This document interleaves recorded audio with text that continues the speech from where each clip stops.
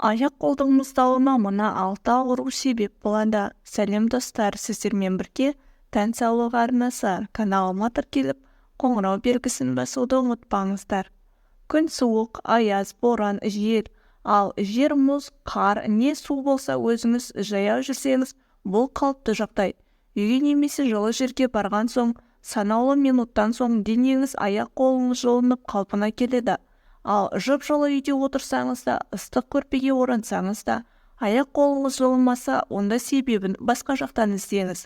Сіздің мына 6 түрлі аурудан мұздап жатқан аяқ-қолыңызға жылы көрпеде, ыстық суда, жылы бөлмеде ем бола алмайды.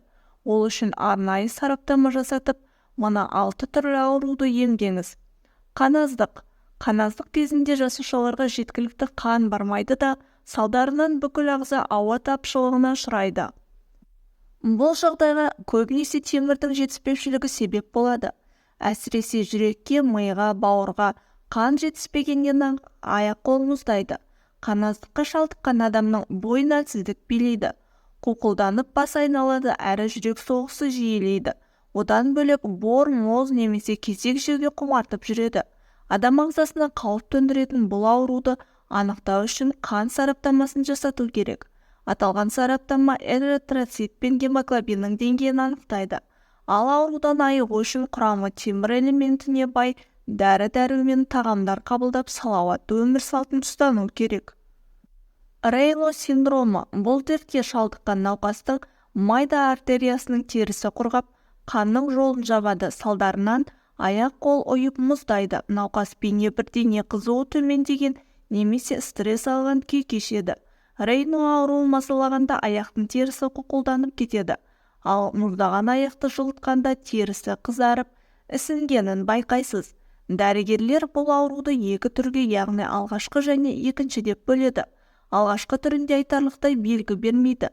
Ал екінші түрінде аутоиммундық аурулар, яғни терінің қартаюы, терінің желігі, құздамалық, яғни ревматоидный артрит және шегрена синдромы, атеросклероз және артрит, қолдың жансызданып ұюы, білезіктің ауруы, діріл тербелістік ауру байқалады. Рейно синдромы ауасы салқын аймақта тұратын әйелдерге жиі кездеседі. Диабет ауруы кезінде ұйқы безі керекті инсулинді бөле алмайды, немесе ағза жасушалары сезбейді. Инсулиннің жетіспеушінен жасуша глюкозаны сіңіре алмай қанда қалып қояды. Сондықтан да диабетке шалдыққан науқастың аяқ-қолы мұздайды. Одан бөлек аяқтың майда тамырларында қан дұрыс айналмайды. Аяқ-қолды қан айналымы нашарлағаннан жүрек қан тамыр аурулары мазалайды. Аяқ-қолдың мұздауынан қан көбейеді, ал қанның көбеюінен жүйкенің жұмысы нашарлайды. Аталған жайсыздықтан арылу үшін қандағы қанттың мөлшерін ретке келтіріңіз. Арнайы ем-дом жасап, диета ұстаңыз, қанды түсіретін дәрі ішіп, инсулин қабылдаңыз. Гипотиреоз бұл қалқанша безінің Т3 және Т4 деп аталатын гормонның қажетті мөлшерде бөле алмағаннан туындайтын ауру. Ал бұл гормондар зат алмасудың дұрыстығы мен ағзаның мықтылығына жауап береді. Қан айналымының нашарлауынан да аяқ-қол мұздайды. Одан бөлек тез шаршау мен әлсіздік, беттің ісуі, бұлшық ет пен буынның ауруы, терінің құрғауы және шаштың түсуі, жүрек қағысының нашарлауы, мазасыздық, депрессия, есте сақтаудың нашарлауы іш қату себеп болады. Осы жағдайлар байқалса, дереу қылқанша безден гормонға сараптама жасату керек. В12 дәруменнің жетіспеушілігі. Бұл дәрумен жүйке клеткаларының эритроциттің жұмысы үшін өте маңызды.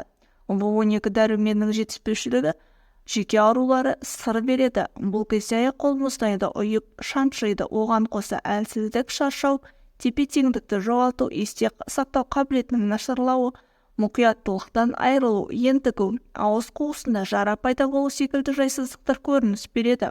Дәрумен жетіспеушілігін анықтау үшін В12 дәруменінің деңгейін анықтайсыз. Егер қажетті мөлшерден аз болса, құрамы осы дәруменге бай тағамдар тұтынасыз.